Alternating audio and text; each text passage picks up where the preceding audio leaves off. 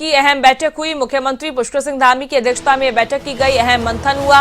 बैठक में 20 महत्वपूर्ण बिंदुओं पर मुहर लगी है। गौशाला निर्माण के लिए अब शासन की जगह पर जिला अधिकारी सहमति देंगे। मुख्यमंत्री स्वरोजगार योजना और मुख्यमंत्री स्वरोजगार योजना सूक्ष्म को मर्ज कर मंजूरी मिली है और वहीं सुप्रीम कोर्ट के निर्देश के साथ स्ट्रीट चिल्ड्रन पॉलिसी को भी मंजूरी मिली है।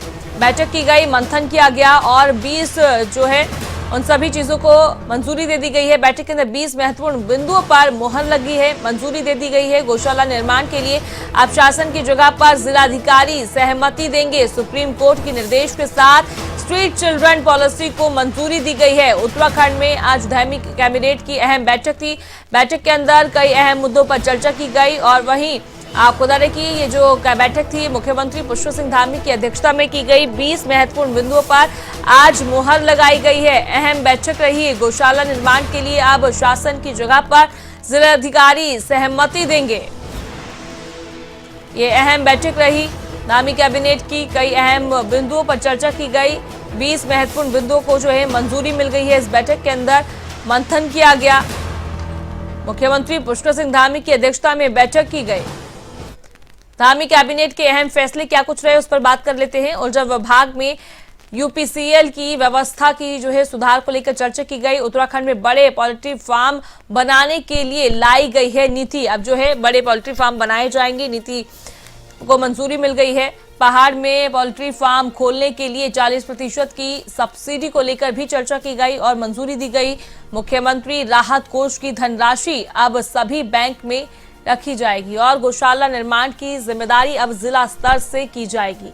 ये जो है अहम फैसले लिए गए हैं। आज बैठक के अंदर 20 फैसलों पर मुहर लगी है। पशुपालन विभाग की गौशाला के लिए ये नीति है और वहीं आपको बता देते हैं और कौन से फैसलों पर मुहर लगी है। सुप्रीम कोर्ट के निर्देश के साथ स्ट्रीट चिल्ड्रन पॉलिसी को भी मंजूरी मिल गई है।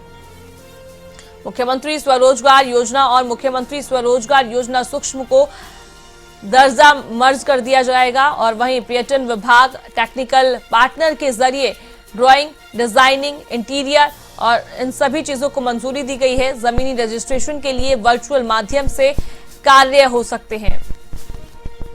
साल 2017 के बाद नहीं बढ़ाया गया था प्रदेश में ग्रीन सेस का शुल्क। प्रदेश के लिए जाने वाले ग्रीन सेस में 28 से 30% की वृद्धि। फास्टैग के माध्यम से काटा जाएगा अब शुल्क। जैसा विदित है, माननीय मुख्यमंत्री जी के प्रयासों से उत्तराखंड अकेले राज्य है।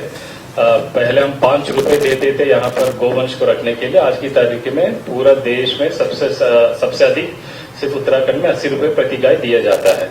सो गाय का मेंटेनेंस का प्रॉब्लम तो पूरा हो गया है, लेकिन आप लोगों ने देखा होगा सड़क में अभी भी काफी गाय है।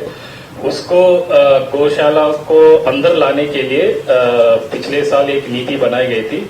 उस नीति के अनुसार लगभग 15 बड़े गौशालाओं की निर्माण शुरू हो गया था, लेकिन अभी भी हमारा कैपेसिटी लगभग 16,000 जानवर अभी भी रोड में है। उसको अंदर लाने के लिए एक नया नीति लेके आ गई है। पहले 3 डिपार्टमेंट्स इसमें काम करते थे, अब पशुपालन डिपार्टमेंट नोडल के रूप में काम करे। अब कैबिनेट के निर्णय में बता रहा हूँ। पहले अर्बन डेवलपमेंट डिपार्टमेंट, पंचायत राज डिपार्टमेंट और पशुपालन, इन तीनों विभागों द्वारा पैसा दिया जा रहा था गौशालाओं के लिए। अब एक डिपार्टमेंट पशुपालन विभाग रहेगी जो पैसा देने के लिए, निर्माण के लिए। दूसरा निर्णय, महत्वपूर्ण निर्णय ये हुआ है, पहले क्या था, प्रस्ताव शासन लेवल पर आते थे स्वीकृत होने के लिए, इस वजह से काफी विलंब हो रहा था। अब ये सारी पावर्स जिलाधिकारी को दे दी गई है। अब जिलाधिकारी गौशालाओं के निर्माण के प्रस्ताव जिलाधिकारी स्तर पर ही स्वीकृत किया जाएगा। पशुपालन विभाग उनको पैसा दे देंगे सीधा यहाँ से। तीसरी बहुत ही महत्वपूर्ण निर्णय लिया गया है, जो भी गौशाला निर्माण प्राइवेट एनजीओ द्वारा किया जाता है, इससे पहले क्या था कि सारी पैसा उन्हीं को लगना था, बट अब सरकार के अंशदान 60% रहेगी और एनजीओ जो भी निजी क्षेत्र में जो बनाना चाह रहे हैं वो 40% रहेगी। इसे बहुत ही महत्वपूर्ण बात है। अगर कोई उनकी निजी भूमि में भी गौशाला का निर्माण कोई करना चाह रहा है, वहां पर भी सरकार 60% सब्सिडी देगी और 40% उनको लगाना है। इससे उम्मीद है, और हमारा एक और स्कीम चल रहा है गौ सेवक ग्राम गौ सेवक योजना।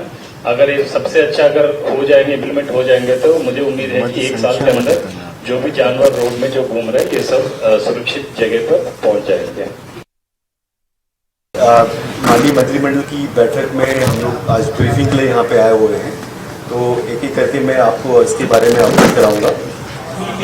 तो लगभग 20 मत थे आज, 20 मत थे। तो इसमें सबसे पहला मत था, ये ऊर्जा विभाग का मत था। ऊर्जा विभाग के द्वारा जो मैकेंजी कंपनी है उसके माध्यम से यूपीसीएल में कैसे सुधार किया जा सकता है उसके बारे में एक रिपोर्ट प्रस्तुत की गई थी। रिपोर्ट के आधार पे एक पॉलिसी डॉक्यूमेंट ऊर्जा विभाग के द्वारा बनाया गया था।